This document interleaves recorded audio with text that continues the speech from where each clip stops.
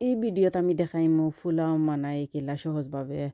ও আপনার আগর ভিডিও দিছি আমি বিরান করছি কিলা ফুলাও আর আগর রাইস দেখতে পারবা। এখানে হান্ডি মাঝে আমি 2 চামচ বাটার দিলাইছি বা 3 চামচ দিলে হইব। বাদে পেঁয়াজ একটা মিডিয়াম সাইজর, রসুন একটা মিডিয়াম সাইজর দিছি, আদা রসুন চাইলে দিতে পারবা। বাদে দিলাইছি গরুর সকলতা মশলা, হলুদের গুঁড়া আধা 4 চামচ, মরিচের গুঁড়া আধা 4 চামচ, ধনিয়ার গুঁড়া আধা 4 চামচ, গরম মশলা আধা 4 চামচ দিয়া চিকেনের ব্রেস্ট আর চিকেনের থোড়া চামড়া চামড়ি দিয়া এখানো 10 মিনিট 15 মিনিট এগো বুনিছি। বাদে চাউল দইয়া দিলাইছি, দিয়া 4-5টা কাঁচামরিচ দিয়া 1-4-5 মিনিট লাড়িয়া পানি দিলাইছি কাপে 3 কাপ দিয়া।